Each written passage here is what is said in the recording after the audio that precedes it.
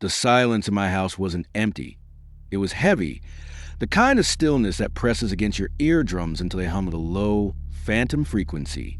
I was sitting in the living room, the blue light of the television washing over the walls, but the volume was muted, and the only real sound was the settling of the house's timber frame, a groaning that sounded too much like footsteps on the floorboards above me. It was 11:42 p.m. on a Tuesday, a time when the rational mind begins to slip, and the shadows in the corner of the room seemed to stretch just a little closer to the sofa. I reached for my glass of water on the coffee table, my eyes never leaving the hallway that led to the front door. My hand brushed the cold condensation on the glass, and just as my fingers curled around it, the dog woke up. Barnaby, my golden retriever, usually sleeps like the dead, sprawled on his back with his paws in the air, but tonight he snapped awake with a violence that made me flinch. He didn't bark. He didn't growl. He simply rolled onto his stomach, his ears pinned flat against his skull, and stared at the front door. His hackles, the ridge of fur along his spine, stood up in a rigid line. "What is it, boy?" I whispered. The sound of my own voice felt intrusive, too loud for the room. Barnaby didn't look at me. He began to whine, a high-pitched, vibrating sound that seemed to originate from the back of his throat. And then, slowly, he began to back away. He scrambled backward on the hardwood, his claws clicking frantically, retreating until he was pressed underneath the heavy oak dining table in the far corner. Then came the knock. It wasn't a fist pounding on wood. It was 3 distinct, deliberate taps. The rhythm was mechanical, perfectly spaced. It sounded less like a request for entry and more like a test, checking the solidity of the barrier. I froze. I wasn't expecting anyone. My neighborhood is the kind of place where people turn their porch lights off at 9 and the streets are deserted by 10. A knock at nearly midnight wasn't a social call. It was an emergency. I stood up, my knees cracking softly. The air in the room felt suddenly cooler, as if a window had been left open, but I knew they were all shut tight against the rain that had been hammering the roof for the last 4 hours. I walked to the hallway. The distance to the door felt longer than usual, the shadows stretching out to grab at my ankles. I stopped 3 feet from the door. "Who is it?" I asked. Silence. Not even the sound of shuffling feet or heavy breathing on the other side. Just the oppressive quiet and the relentless drumming of the rain against the siding. I leaned forward and put my eye to the peephole. The fisheye lens warped the world outside, bending the porch pillars into curves. But the figure standing directly in the center was unmistakable. It was Mr. Henderson, my neighbor from across the street. Arthur Henderson was 74 years old, a man of rigid routine who mowed his lawn in diagonal stripes every Saturday morning at 8 a.m. sharp. Seeing him was not unusual. Seeing him standing on my porch at midnight, staring not at the peephole but at the deadbolt lock, was terrifying. He was standing perfectly still. His hands were clasped behind his back, his posture rigid, like a soldier at attention. But what made my stomach drop was the rain. It was pouring outside, a torrential downpour that was flooding the gutters. Yet Mr. Henderson wasn't holding an umbrella. He wasn't wearing a hat. And as I stared through the glass, I realized his gray cardigan was completely dry. His hair was neatly combed, untouched by the wind or water. He looked like he had been cut out of a photograph and pasted onto my porch. I unlocked the deadbolt. The metal mechanism scraped loudly, the sound echoing like a gunshot in the foyer. I opened the door. The smell hit me first. It wasn't the smell of an old man or peppermint or the rain. It was the scent of wet earth, deep, dark soil that hasn't seen the sun in years, mixed with the cloying sweetness of lilies. It was thick, almost tasted metallic on my tongue. "Mr. Henderson?" I said, gripping the edge of the door. The air rushing into the house was freezing, far colder than the autumnal chill warranted. It washed over my ankles, biting at the skin. Mr. Henderson didn't blink. His eyes, usually a sharp, intelligent blue, looked milky, flat. They didn't seem to be reflecting the light from my hallway. "Good evening, David," he said. His voice was wrong. It didn't resonate. It sounded thin, like audio playing from a speaker in another room. The cadence was too smooth, lacking the natural pauses of human speech. "Arthur, coming out of the rain," I said, stepping back instinctively, though every nerve in my body screamed to slam the door. Is everything okay? Is it your wife? He didn't move his feet.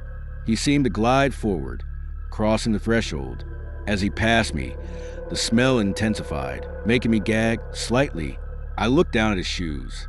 He was wearing his brown leather loafers, the ones he wore to get the mail. They were spotless.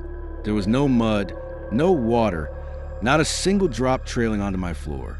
"Martha is sleeping," he said. He stopped in the middle of the hallway, staring at the blank wall where I hung a mirror. He wasn't looking at his reflection. He was looking through the wall.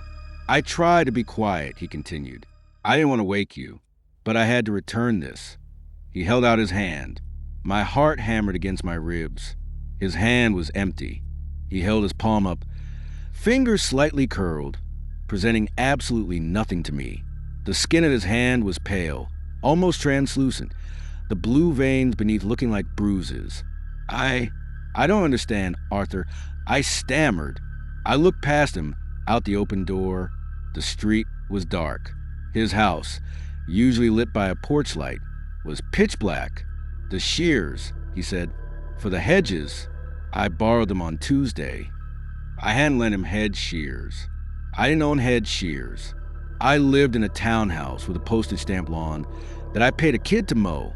"Mr. Henderson, I think you're confused," I said softly, reaching for my phone in my pocket. "Why don't you sit down? I'm going to call Martha." At the mention of his wife's name, his head snapped toward me. The movement was too fast. It was instantaneous, a blur of motion that ended with his face perfectly still, staring directly into mine. There was no transition, no rotation of the neck muscles. Just snap. "Do not wake her," he whispered. The lights in the hallway flickered. They didn't just blink. They dimmed slowly, turning a sickly yellow before surging back to brightness with a loud electrical buzz. The shadows in the corners seemed to leap forward during the dimness. "Okay," I said, holding my hands up. "Okay, Arthur. I won't call her, but you're freezing." I wasn't lying about the cold. The temperature in the hallway had dropped at least 20 degrees.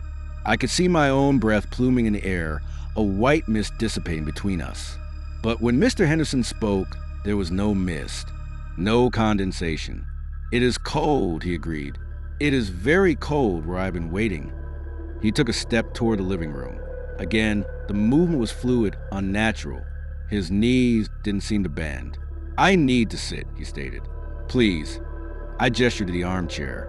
As he moved past the console table, the digital clock radio I kept there began to cycle through numbers rapidly.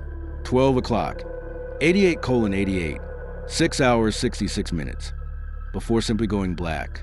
He sat in the armchair. He didn't sink into the cushions. He perched on the edge, his back straight, his hands returning to their clasp on his lap. He looked like a wax figure placed in a chair. I stood by the entrance to the living room, terrified to take my eyes off him. Barnaby was still under the table, but now he was growling, a low, constant rumble that shook the floor. Mr. Henderson didn't acknowledge the dog. "I'm going to get you some tea." I lied. I needed to be in the kitchen. I needed a weapon. "Just stay there." "I cannot stay long," he said. "The schedule is very strict." I backed into the kitchen, keeping him in my line of sight until the wall cut him off. As soon as I was out of view, I grabbed the longest knife from the block. My hands were shaking so bad, I almost dropped it. I pulled my phone out. No signal. That was impossible.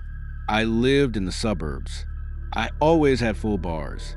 The little icon in the corner just said, "Searching." Suddenly, I heard a sound from the living room. It was a wet, squelching sound, like a boot stepping into deep mud. I peered around the corner. Mr. Henderson hadn't moved. He was still sitting on the edge of the chair. But now he was weeping. He wasn't making a sound. His face remained completely impassive, the muscles slack, but thick, dark fluid was leaking from his eyes. It wasn't clear tears. It was murky water, sliding down his cheeks and dripping onto his pristine cardigan. "I am so sorry about the noise," he said, his voice flat, devoid of the sadness his face displayed. "The digging, it is so loud. Scrape, scrape, scrape against the box. My blood ran cold. "What box, Arthur?" I whispered. "The pine box," he said. "It's tight. I don't like small spaces, David. You know I don't like small spaces." He turned his head to look at me again. The dark fluid was staining his collar now. "Why is the dirt so heavy?" he asked. "The kitchen phone, the landline I hadn't used in 5 years, the one plugged into the wall solely for emergencies, began to ring. The sound was deafening in the quiet house. Ring, ring. Mr. Henderson stopped leaking tears instantly. He stood up. "You must answer that," he commanded. "Arthur, wait."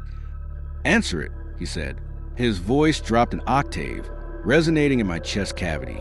I stumbled back to the wall mount and grabbed the receiver. "Hello? David?" It was my dad. His voice sounded wrecked. "Hoarse. Dad? What's wrong? Why are you calling this late?" I watched Mr. Henderson. He was walking toward the front door now, moving backward. He wasn't walking backward. He was moving toward the door while facing me, his feet dragging slightly. "I tried your cell, but it wouldn't go through," Dad said. "I didn't want you to hear it on the news in the morning. I know you liked him." "Who?" I asked, though I already knew. The air in the room felt electric, making the hair on my arm stand up. "Mr. Henderson," Dad said. "His daughter, Sarah, just called me. They found him this afternoon, David." Mr. Henderson reached the open front door. He paused on the threshold. The rain outside had stopped, leaving a silence so profound it felt like a vacuum. "Found him." I choked out. "Dad, that's impossible. He's here. He's literally leaving my house right now." "David, stop," Dad said, his voice cracking. "He's been missing for 2 days. They found his body in the ravine behind the park about 6 hours ago. He slipped in the mud during the storm on Sunday. He drowned, David. He's in the morgue." I dropped the phone.